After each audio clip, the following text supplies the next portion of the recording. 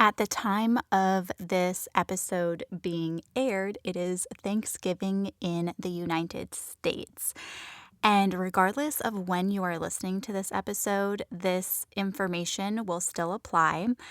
But I don't know about you, but for me personally, Thanksgiving, any sort of holiday actually, even a birthday, I used to get such not even anxiety, but just really, I used to beat myself up because I felt like I had zero control of not just what my blood sugars were doing with the food that I was eating, but also because I was so concerned about gaining weight and ruining my diet. And then I would end up eating all of this food and feel just so bad about myself. And I don't know if you can relate to this, but if you can, I want you to know that in order to achieve your weight loss goal, it takes a lot of time. It takes a lot of time and a lot of consistent effort if you are planning to achieve your weight loss goal in a sustainable way,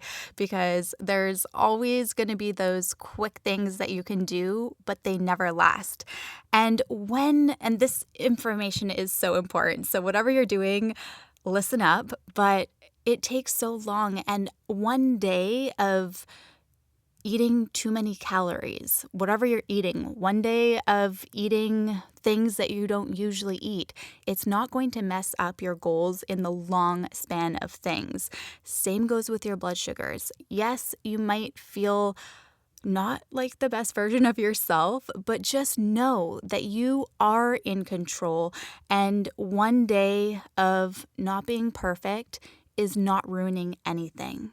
I just had to get that off my chest. Anyways, welcome back to the More Than Just a Type podcast. I am so glad that you are here.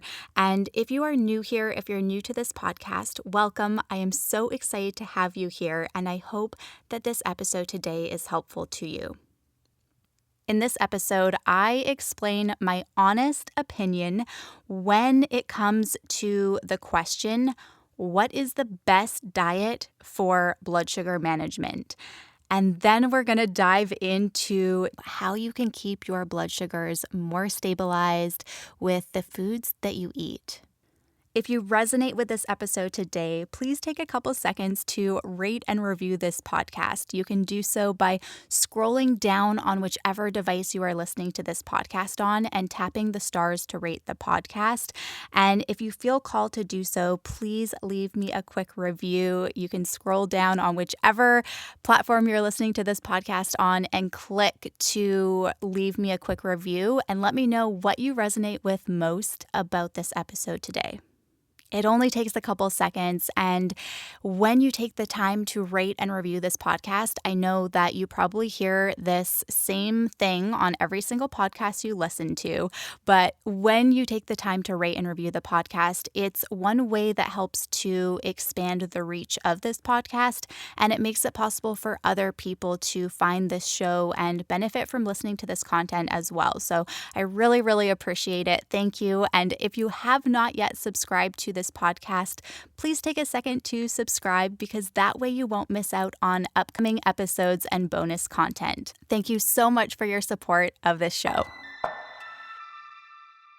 When it comes to low blood sugar specifically and weight loss, this is the number one thing that I see so often. And I see it even for myself when I'm trying to lose weight. It's like when your blood sugar goes low, you don't have a choice. You have to consume extra calories treating low blood sugar. And so a lot of times people think it's insulin that causes weight gain, but it's not insulin. It's actually over consuming calories in a 24-hour period. So tips to avoid low blood sugar. There are 6 tips here. I'm not going to go into all of them because they're all inside my ebook and audio training, How to Lose Weight with Type 1 Diabetes. But we cover 12 key steps to losing fat with type 1, and tips to avoid low blood sugar is the number one thing that you will read. There are 6 tips covering fiber, how exercise affects your blood sugars, knowing your training environment, so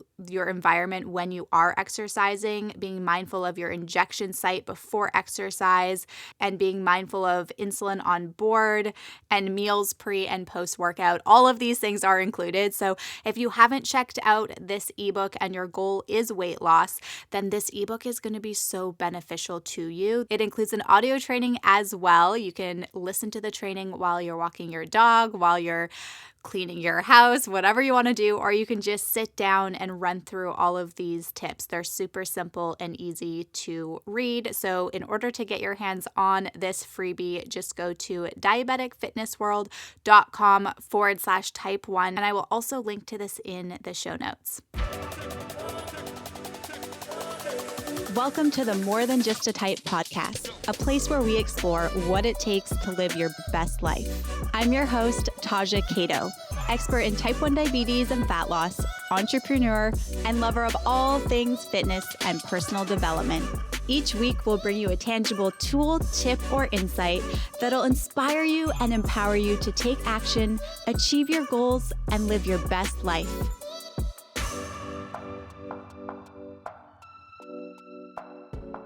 The best diet to stabilize your blood sugars? Get the fuck out of here. I don't know why, but it's such a pet peeve when someone says, this is what you need to do. Eat low carb, eat plant-based, like whatever it is. This is what you need to do in order to stabilize your blood sugars for success. I get it. When you have tried something and you found great success with that one thing, you're so excited because it worked for you, so you want to share it with the world.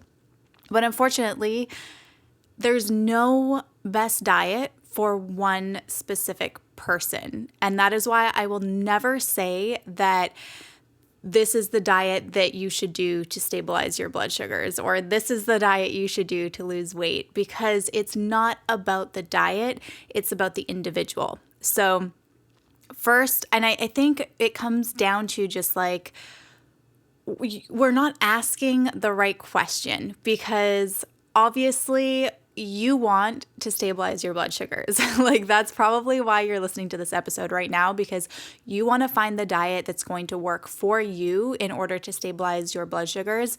But instead of asking the question, what is the best diet to stabilize blood sugars? What we should be asking is, how can I stabilize my blood sugars eating the foods that I love? Because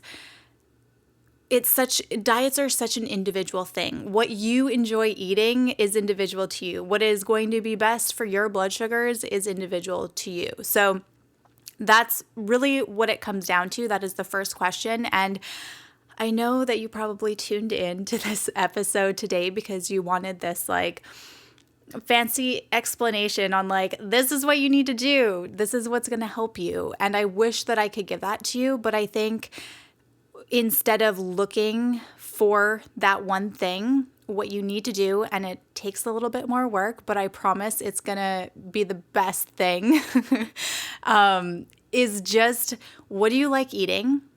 And then take your blood sugars, follow the trends, look at them, do a little bit of research, because awareness is going to get you so far. And without having awareness, it doesn't matter what you're eating or what diet you're trying, you're not going to really know how it's affecting you or if it's even working. So eat the foods that you love and figure out a way that you can dial in your doses based on what you're eating, based on your lifestyle habits. And the only way to do that is to follow your trends and really, give it a week, a 7-day period, see how things are affecting you individually, and then how can you make the appropriate adjustment in order to really dial in your doses based on that so that you can keep your blood sugar stable. This is what I've done. And I really encourage you to try it because, again, there's no one-size-fits-all approach when it comes to dieting, when it comes to your blood sugar management. It's just about tweaking things and making it work better for you.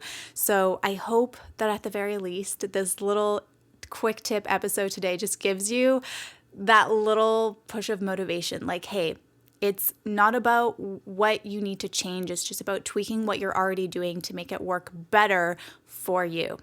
All right. I love you, and I hope this helps. Thank you so much for tuning in. And once again, if you enjoy this podcast, if this episode was helpful to you, if you resonated with this episode, please take a second to rate and review this podcast and let me know what you enjoyed most about it or what your biggest takeaway is. All you have to do is scroll down on whichever app you are listening to this podcast on, tap the stars to rate the podcast, and then click to leave a quick review. Thank you so much for your support. I will talk to you very soon. Bye for now.